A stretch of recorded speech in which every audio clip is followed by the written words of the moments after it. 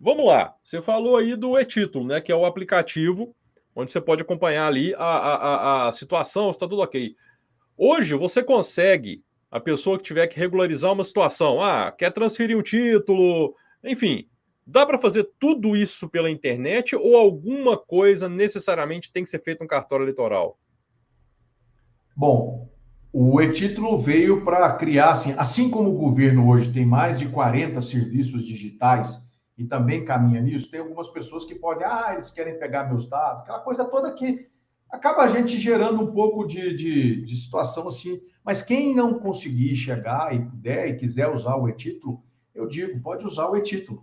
Tem a questão de transferência, de mudança de Domicílio, por exemplo. domicílio eleitoral. Não, domicílio eleitoral do candidato era 6 meses antes, Não, era sim, até dia sim. 2 de abril, Eu digo do certo? eleitor. Agora, a O eleitor mudança que. de quem quiser, É. mudou de cidade para trazer o título de lá é até 4 de maio, assim como a regularização, a quitação eleitoral, saber se está regular, se está devendo alguma coisa, se não compareceu. Tem muita gente que deixou de comparecer e não justificou. Aí tem que Uhum. pagar a multa, tem que gerar uma GRU, tem que pagar, tem que ter pelo menos um dia, 2 dias úteis para poder compensar isso, para poder liberar no sistema. Isso tudo tem que ser feito até dia 4 de maio, entendeu? Sim. Então, também quem quiser, mudei de cidade. Gente, deixa eu falar, não vou transferir para cá não. Depois eu justifico via título. Beleza. Muita gente mudou de cidade, está trabalhando em outra cidade, fez isso, não sei o que, tá. Aí tá, você está morando aonde? Estou morando em outra cidade. Você paga IPTU aonde? Aí eu pago na outra cidade. Você paga IPVA aonde? Pago aqui, não sei o que. Você paga, não sei o que, suas contas, o imposto que você está pagando, você está comprando na internet, o imposto está indo para onde? Para a cidade onde eu estou morando agora. Por que você não vai transferir seu título, então? Né? Qual o problema? Você não vai querer eleger as pessoas que vão tomar conta dos seus impostos? Então, a gente tem essa coisa Sim. fica meio triste aqui, o sistema é isso, não gosto disso. Gente, não adianta. Ou a gente se configura como elefantes que incomodam muita gente, ou então nós vamos ser tratorados. Nós vamos, as pessoas vão passar por cima da gente e a gente vai continuar com cara de paisagem, com cara de palhaço, assistindo cada hora as pessoas já pisam, já fazem atos inconstitucionais, injurídicos, né? Inquéritos do fim do mundo.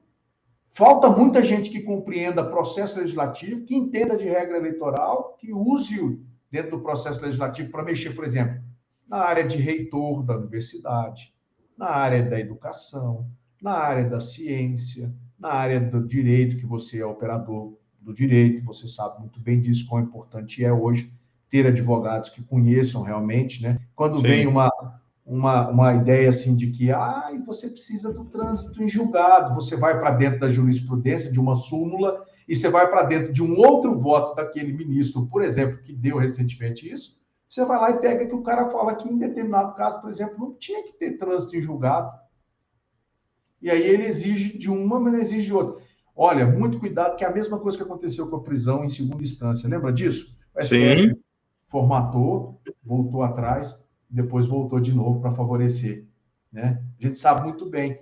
A gente sabe que a indicação recente foi péssima, infelizmente. O presidente fez uma indicação, eu não vou nem comentar isso, porque de coisa ruim a gente já está bem cheio. Mas assim, eu peço às pessoas que tomem muito cuidado com essa questão do calendário, regularização de título e prestem muita atenção, porque a gente está precisando, na guerra cultural e nessa guerra espiritual que a gente está vivendo, a gente está precisando muito dessas pessoas Com, pelejarem esse bom combate com a gente. com certeza. E Daniel, nós vamos entrar agora num período, né, onde principalmente os candidatos têm que tomar muito cuidado, porque a regra eleitoral ela é muito rígida, né? E questão de impugnação de candidatura aí, uma é um querendo comer o outro, né? Um olhando para o outro ali, doido para poder, né? Abocanhar, opa, descumpriu ali, impugnar a candidatura. Uma dúvida que eu tenho. A gente sabe que, e até dentro dos assuntos que você encaminhou aqui, a gente pode até depois voltar. Eu tô pulando um pouco, mas é porque eu achei esse muito interessante. Pode E é falar. realmente, e é uma curiosidade que eu tenho. A gente sabe que muita gente, ela, vamos supor, os apresentadores de televisão, né? Apresentador de televisão, ele tem que se retirar, ele não vai poder participar. Narrador de futebol não pode, narrar enquanto, né, tiver nesse período de campanha e tudo mais. E o pessoal do YouTube, como é que funciona? É o mesmo sistema? Você também, se eu tenho um canal no YouTube e eu não sou candidato, mas se eu fosse, eu teria que abandonar o meu canal do YouTube como um apresentador, por exemplo, falando de política ou não? Aí está liberado desde que você, né? Enfim, tem alguma diferença? Tem alguma restrição quanto ao YouTube? Ou a regra é a mesma? Vale a mesma coisa que vale para o rádio e televisão? A resposta que eu dou é o seguinte: quando você traz, a gente fala, e a lei fala, né, a própria legislação eleitoral, a Lei 9.504, ela esclarece o seguinte: o que, que tem que acontecer? A pessoa tem até dia 30 de junho para se afastar das emissoras de rádio e de televisão. Quando a gente fala emissoras de rádio e de televisão, o que, que vem na sua primeira, na primeira coisa vem na sua cabeça? Comunicação. Mas é uma concessão Ah, uma concessão pública. pública. Sim, sim, É uma concessão sim. pública em que a pessoa pode, com essa concessão, se utilizar da, do poder econômico daquela emissora, certo? Ou no rádio Entendi. ou na TV, e ficar exposta, coisa que outros candidatos não teriam. E aí eles colocam, porque é a mesma coisa da desincompatibilização. Por que tem descompatibilização de 6 meses? Para quem tem, nós comentamos sobre isso. Sim, Se sim, você entrar no site, se você digitar aí no Google desincompatibilização, você vai entender por que, que gente da área tributária, por que, por exemplo, não pode liberar emenda a partir do dia 30 de junho, entendeu? Por que, que sim, não sim, pode celebrar convênios, entendeu? Por que, que o sim. governo não pode celebrar convênio? Então, estabeleceu uma prática, tem a descompatibilização de 6 meses para gente da área tributária, para gente que vai se candidatar e está em agência reguladora, que ocupa cargos em autarquias federais. Por quê? Porque eles podem perceber vantagens diante de outros candidatos. E Então, a vantagens legislação, essas, e vantagens essas oriundas do poder público, né? justamente, vantagens essa que o poder público concedeu e tem e Sim. dá. Já pensou, se o cara. Aí, por isso que o ministro, vamos dizer aí, por isso que o Onyx, por exemplo, desincompatibilizou, ele é pré-candidato a governo do Rio Grande do Sul. Já o ministro das Comunicações, o Fábio Faria, optou por cumprir missão e não vai ser candidato, continuou como ministro, certo? Sim. E algumas pessoas que continuam como ministro não podem se utilizar dos ministérios para estarem nesse. A legislação eleitoral prevê 6 meses de desincompatibilização. Para assessores, para funcionários comuns, assim, que estão em gabinetes, que são comissionados, por exemplo, aí a lei traz para 3 meses. Isso porque existe um vacácio legis nisso aí. Por quê? Porque a legislação anterior e a eleição anteriormente era de 90 dias. Então, as pessoas tinham que sair 90 dias, 3 meses antes. E aí, Uhum. agora, que foi para 45, ninguém alterou essa parte. Ficou a outra parte de 6 meses e essa continuou 3 meses, 90 certo? dias. Uhum. Essa continuou 90 dias. Mas só que as eleições agora elas são 45 dias, a partir de 15 de agosto até dia 2 até dia 16, a partir do dia 16 de agosto até dia 2 de outubro.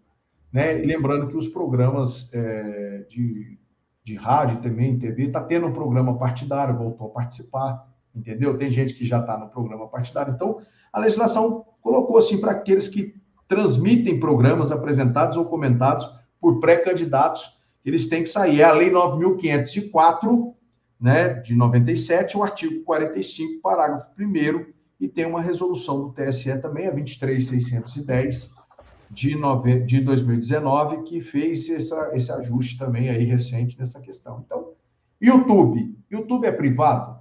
Você tem um trabalho que é privado, com o seu CPF. O negócio é que muita gente aí não entende o que vai acontecer quando virar a chave para a eleição, porque a gente foi até dia 2 de abril, viramos a chave para pré-campanha. Uhum. Então, tem condutas vedadas às pessoas, o que você não pode fazer, você não pode pedir apoio, você não pode pedir voto, você não pode pedir trazer aí apoio explícito, citar o número do partido, você não pode fazer nada disso. Por quê? Porque isso pode configurar pedido de voto explícito ou campanha antecipada. campanha antecipada, pedido de voto antecipado, né? Então, o que acontece? Tem que ficar muito atento a isso. Poucas pessoas desconhecem isso. Eu vejo um monte de gente, até mesmo... se é um terceiro, não é o pré-candidato, problema com o cara, né? É um terceiro. Agora, tem muita gente, por exemplo, sabe qual que é uma coisa que erra bastante atualmente, Henrique? Quando reposta aquela palavra apoio, esse eu apoio, esse eu vou votar, esse eu vou isso, e reposta no Instagram dele. Isso gera multa e dependendo do crime, da situação. Então, assim, é muito bom que o pré-candidato ou a pré-candidata ela possa tomar cuidado, porque existem condutas vedadas, condutas que não podem ser praticadas nesse período. Você pode expor as suas ideias, você pode fazer lives normalmente. Aí, qual é o gatilho? 2 de abril virou o gatilho para pré-campanha, 15 de agosto vai virar um outro gatilho para campanha. Aí as redes sociais dos candidatos, desde que estejam registrados com o registro de candidatura e homologado e com o CNPJ e já iniciado a campanha a partir de meia-noite do dia 16 de agosto, tem que reconfigurarem as suas redes sociais de forma que, se forem fazer patrocínio ou impulsionamento, precisa conter aquela conta específica do candidato, precisa conter uma numeração do seu CNPJ que ele vai ganhar, que é o CNPJ da campanha. Quem fizer e não colocar isso é um outro erro que muita gente da direita vai acabar caindo, né? Não vai mudar, não vai virar a chave. Tem que mudar Instagram, tem que mudar Facebook, tem que mudar YouTube, tudo tem que colocar. E se você fizer impulsionamento, o recurso que for usado tem que estar declarado na prestação de conta. Se você for orgânico, beleza. Mas aquela conta, ela vai receber um quadradinho. Aquele cara, nesse período, ele tem um CNPJ e é um candidato. A conta dele é eleitoral. A conta dele é eleitoral. E você precisa virar essa chave junto com a equipe dos assessores. Por exemplo, tem candidato que não sabe que tem que ter advogado, que tem que ter contador. Se não tiver, inclusive o tesoureiro de campanha. Essas 3 pessoas são importantíssimas numa campanha. Se você não tiver o advogado nem o contador, você não presta conta. O TSE, o TRE, né, no caso o TRE, não aceita a prestação de conta. E você tem prestação de conta parcial e você tem a prestação de conta final. Então, tem muita coisa que muita gente não sabe. E a gente começa, por exemplo, a gente conta isso aqui no canal do MBC, nessas masterclass, a gente pode até configurar como se fosse uma masterclass, onde eu explico e conto muita coisa que as pessoas não conhecem, muita coisa que as pessoas não estão por dentro.